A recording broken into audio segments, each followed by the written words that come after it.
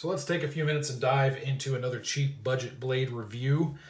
This one is the Smith & Wesson Search and Rescue Tanto fixed blade, right there.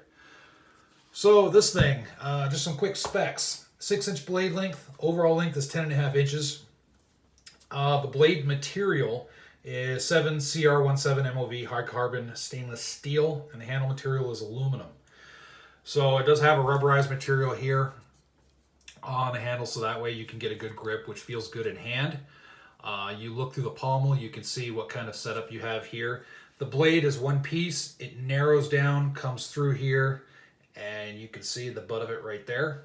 Hopefully, maybe. There we go. That's a little bit better. And there's a steel pin that goes through right here. You can see it on the other side. It goes through, and it kind of locks everything in place. So if this steel pin was knocked out or whatnot, then this knife would fall apart. That's just basically how it's configured. It's no different than, let me show you, this is a K-bar, and there you go, you have the same thing. So kind of the same setup. So not much difference. It's a good design. I have seen some reviews where that has come out, but overall there's really no issues. So Tanto blade, as you can see right here, is kind of the blade style that I prefer. There's a lot of different styles, and I may look at those, but I just kind of like the Tanto style, so that's what I go over with right now. The blade itself, pretty sharp. I like that. Pretty sharp from the factory. Does have a good 90-degree edge right here on the back, the spine of the blade, so that way if you're looking to strike things, strike ferro rods, do whatever, you can do so. The guard right here, metal guard, I like that. Nice strong metal guard. There's enough of it there, even with my big, huge, meaty, fat hands. Still provides a good guard for me. Handle itself feels pretty good. Rubberized type feel. Pommel, no issues there that I could speak of. Just a little bit bigger than the handle, so it feels good in hand. Overall, this knife I would describe as a self-defense blade and a light to moderate use blade. And most tasks around a campfire in a survival situation for something like this will be about moderate use, I think. Shaving bark, doing some light batoning or whatnot, that wouldn't be too much of an issue with this. Just some basic tasks. And again, self-defense, the blade is plenty thick enough. 6 inches is more than enough to do what you need to do in the self-defense realm. So the sheath right here. Here's a nylon sheath that has a little plastic insert for the knife, and it seems to work decent enough.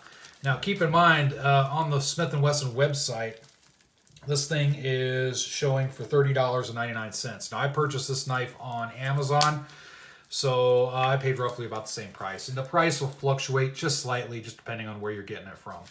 So basic sheath right here. It does have a hookup. You can throw it into a molly system or whatnot, or you can throw it on a belt, whatever you want to do. It does come with a sharpener right here, just a basic stone sharpener, so that's kind of cool. And it does have a holder for the sharpener. Now there's some different provisions. You can either attach it right there onto the holster or to the sheath, or you can put it somewhere else as you desire. It also comes with a little bit of shoelace. So overall, for $30, that's not a bad deal. Number one, it's good for a gift idea.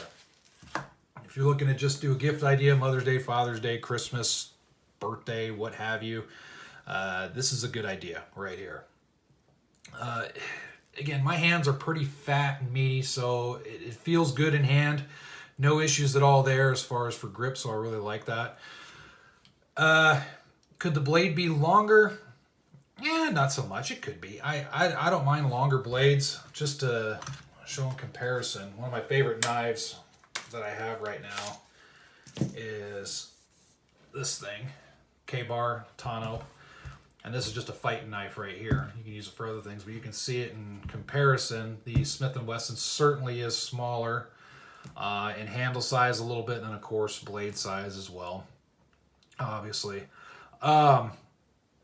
So, yeah, I guess you could, no problem. You could make the blade a little bit longer, but I don't think it's needed. I think it's plenty long. 6 inches gives me enough blade to do what I need to do.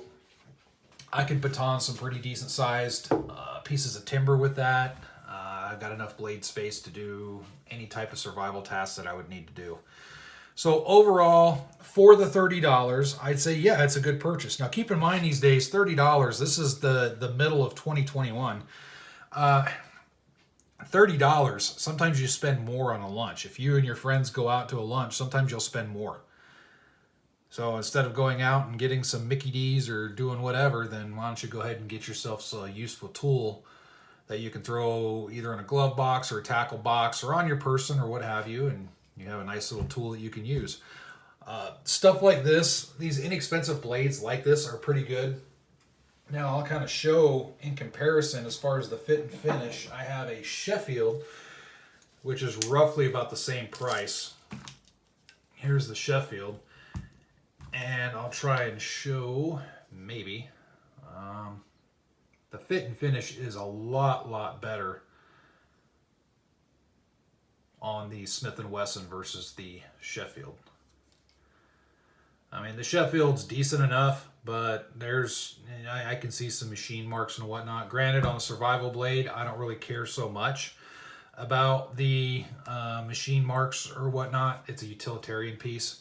So, and I like the Sheffields. I like this one too for a basic blade. But this is also sharper too. That's another side note. But just to kind of show a comparison of something that is similar in price, you're getting pretty good fit and finish for the deal. So overall, yeah, I recommend it. Smith & Wesson, they kind of, in my area, when you look at the blade section in not grocery stores and outdoor stores and whatnot,